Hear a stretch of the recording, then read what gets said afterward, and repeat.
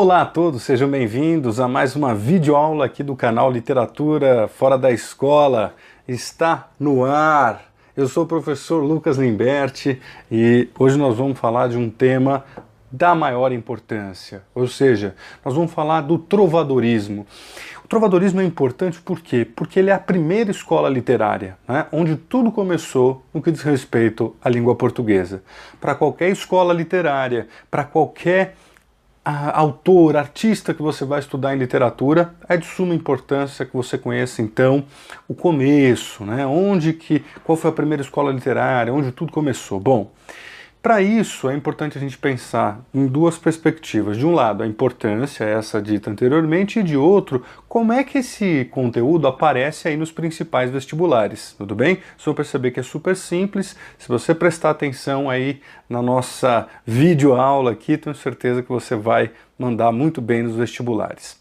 Bom, o trovadorismo, então, ele marca uma ideia de estudo literário, ou seja, por que o trovadorismo, que começou lá em 1189 ou 1198, não se sabe exatamente, com a publicação, né, o surgimento, a escrita da Cantiga da Ribeirinha ou Cantiga da Guarvaia, de Paio Soares de Taveiroz. Quem que determina esse marco, né? A gente tem que pensar que a literatura é fruto da língua, e a língua é fruto de um país. Portanto, perceba, para surgir a literatura de língua portuguesa, na verdade, precisou surgir Portugal, né? Então, com o surgimento de Portugal, nós temos ali um momento histórico onde a língua portuguesa está em formação. Pensamos aí da influência tanto galega ali no norte da Espanha, quanto provençal no sul da França, e um português ainda em formação, também um país em formação, e em consequência a literatura também em formação. Então o trovadorismo é justamente esse momento inicial que está vinculado ali àquele momento, né, de formação de Portugal, né, de condado portucalense, antiga Lusitânia.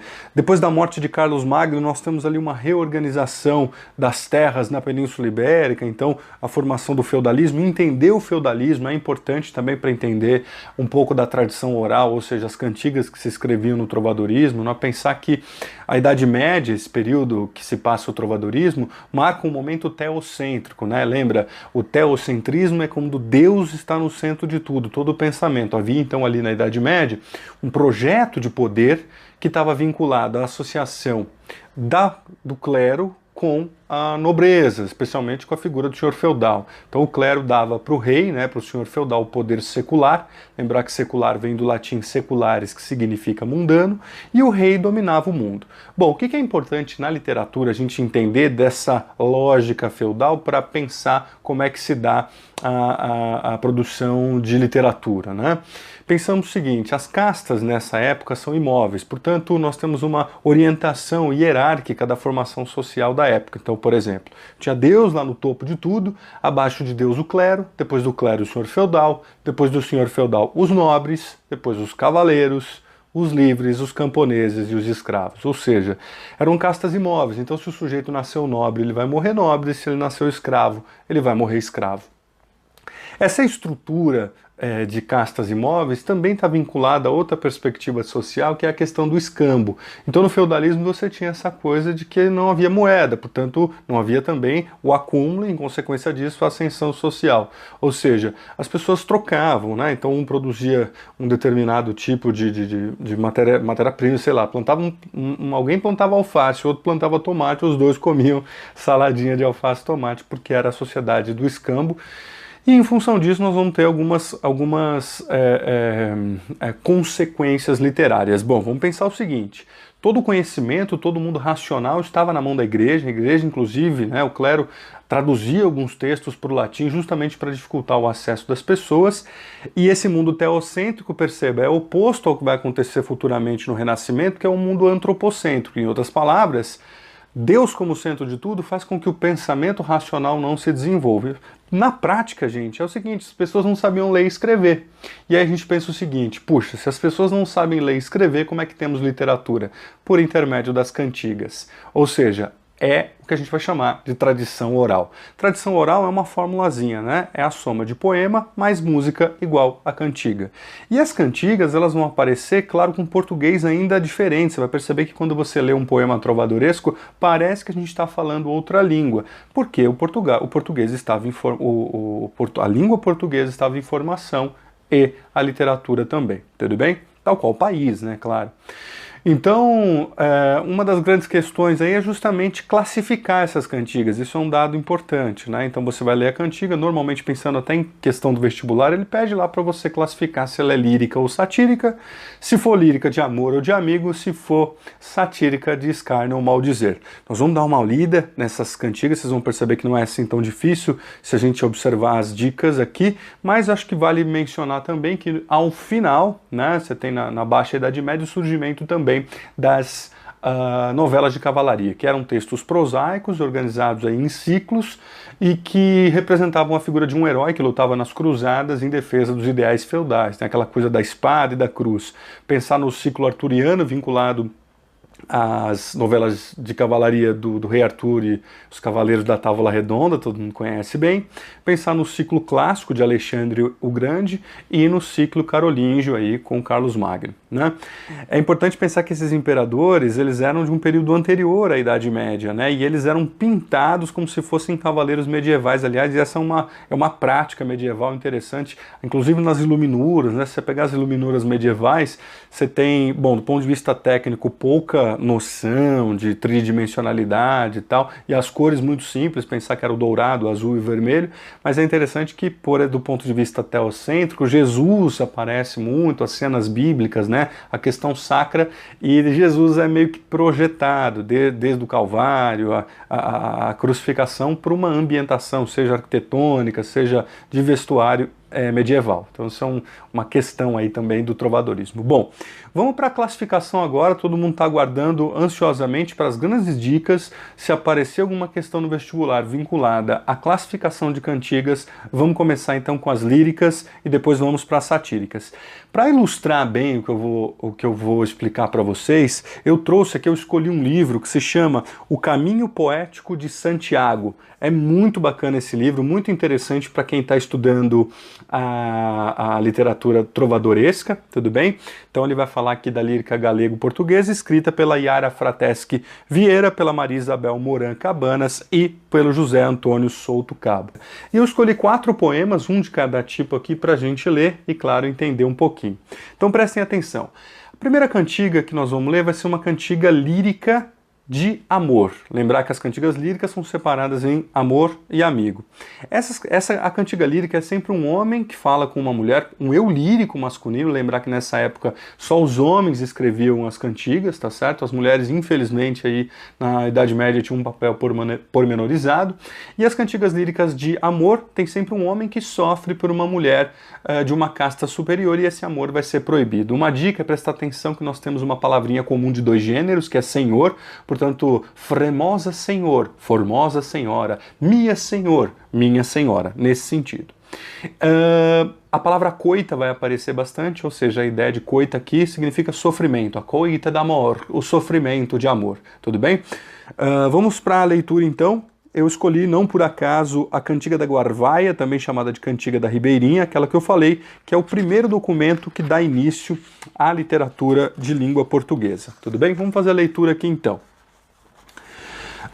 Uma dica, no vestibular quando aparecer a tradução original, ótimo, mas quando você for estudar, estude sempre no original, porque pode ser que apareçam questões sem a tradução e aí você não tem muito o que fazer. Estudando no original você vai mais esperto para a prova, olha só. Paio Soares de Traveirós, Cantiga da Ribeirinha. No mundo não me sei parelha, mentre me for como me vai, cá já morro por vós e ai, minha senhora branca e vermelha. Queredes que vos retraia quando eu vos vi em saia?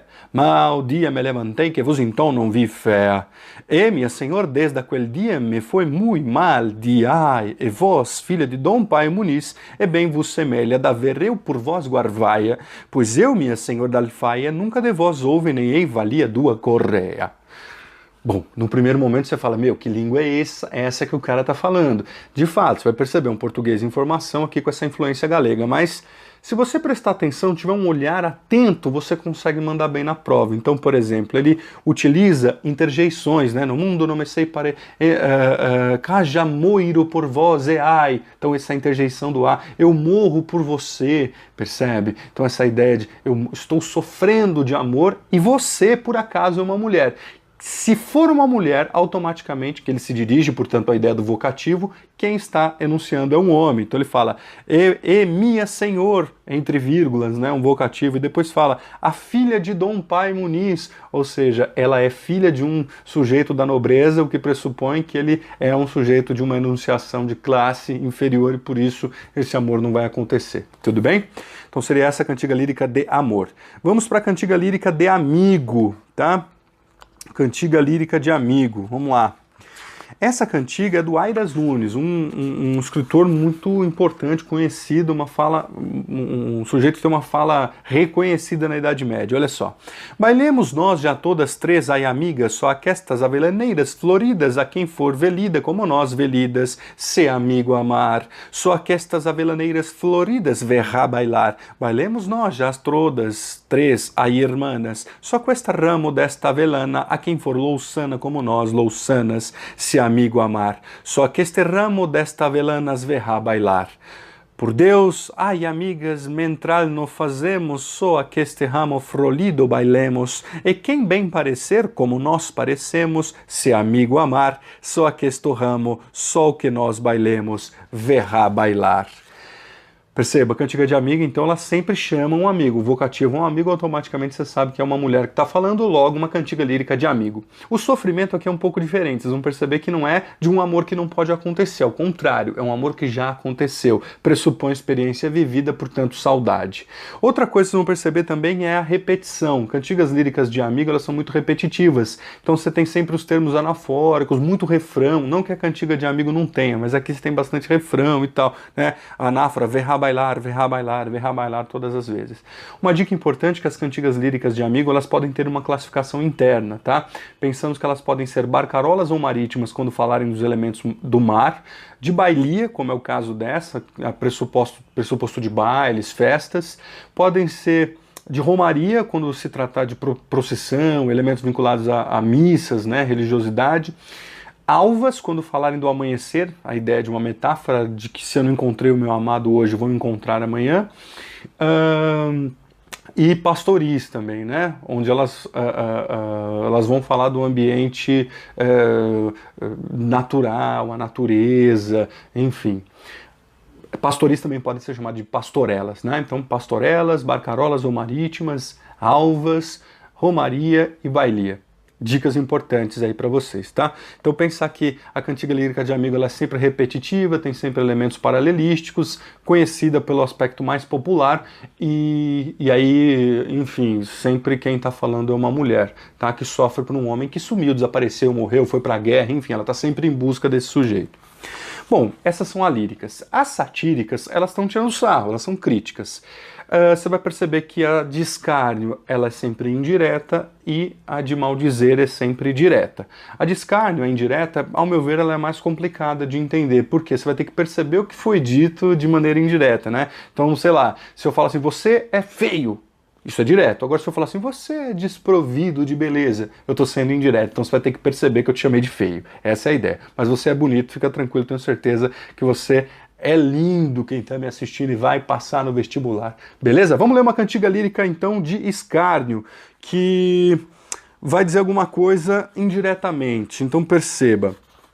Mais uma do Aires Nunes, ele fala assim: porque no mundo mengou a verdade, puiei um dia de a ir buscar e por ela fui perguntar, disseram todos, a lhurla buscar de cada tal guisa se foi a perder que não podemos em novas haver, nem já não anda na irmandade. Nos mosteiros dos frades regrados e demandei, disseram assim, não busquedes a verdade aqui, cá muitos anos havemos passados que não mouro nosco por boa fé e denavemos maiores cuidados. E insisteu verdade só ia sempre morar, disseram-me que não morava, e havia grande razão. Nem frade Di já não conhecia, nem um abade outro sino estar, só não queria que fosse pousar e anda já fora da abadia. Em Santiago, sendo albergado em minha pousada, chegaram romeus. E perguntei, disseram-me, par Deus, muito levar caminho errado, cá se verdade quiser achar, outro caminho convém buscar. Cá não sabem aqui dela mandado. Bom, também uma linguagem, né, toda diferente, você vai ter que perceber o seguinte, olha, ele diz assim, se você quiser saber a verdade, não venha buscar aqui. Em outras palavras, ele está dizendo que aqui tem mentira. Indiretamente ele está dizendo isso, tudo bem? Né? Insisteu, a verdade só ia sempre morar, disseram que não morava, ou seja, disseram que morava a verdade, mas parece que não mora a verdade aqui, ou seja, os romeiros que passaram ali naquele ambiente religioso, ele disse, olha, se verdade quiser buscar, melhor não procurar por aqui, tudo bem? E por fim, as cantigas de maldizer. Olha, as cantigas de maldizer, elas são proferidas em praças públicas, né, em feiras livres, vão utilizar vocabulário chulo, vão falar palavrão e coisas eróticas, tudo bem? Então, diferentemente da cantiga de escárnio, que é indireta, que não cita nomes, a de maldizer cita nomes. Por exemplo, a de escárnio fala assim, ontem viu na dona Fé. Uma dona Fé, não sei quem é essa mulher feia, né? Já na de maldizer tem sempre o nome, fala diretamente ali. Vamos ler uma, né? Agora você vai perceber que tem, então, vocabulário chulo, palavrão. Ela é bem descarada mesmo, essa cantiga do Afonso Coton, perceba. Abadeça ouí dizer que erades muito sabedor de todo bem, e por amor de Deus, queredes vos doer de mim, que eu gano casei, que bem vos juro que não sei, mas cao asno de foder. Cá me fazem em sabedor de vós, quem havedes de bom senso, de foder e de todo bem, e ensinar me mais, Senhor, como foda, cá não sei. Nem padre, nem madre noei, que me ensinei e fiquei pastor. E se eu, ensinado vou de vós, Senhor, deste mestre de foder, e foder souber per vós, que me Deus aparou, cada que por foder direi, pater noster elementarei, na alma de quem me ensinou. E per poder esgar-me, Senhor, o reino de Deus, per ensinar os pobres seus mais, cá por outro jajuar, e per ensinar mulher, coitada que a vós ver, Senhor, que não soube amar. Bom, então você não precisa nem perceber, né, nem muita análise para já perceber o vocabulário chulo, palavrão, o direcionamento erótico vinculado ao ato sexual. Aí imagina na Idade Média isso proferido ali em praça pública. Tudo bem? Bom, espero que tenha valido a pena, que você consiga aí mandar bem nas provas quando aparecer o trovadorismo, mas que pense que o trovadorismo é também uma reflexão sobre tudo aquilo que vai se desenvolver, de onde que veio a literatura de língua portuguesa, que vai formar a literatura brasileira, tá certo? Espero que gostem, curtam os nossos vídeos para que cada vez esse canal cresça mais e a gente possa fazer mais vídeos bacanas aí para você. Obrigado pela presença aqui no canal, até a próxima!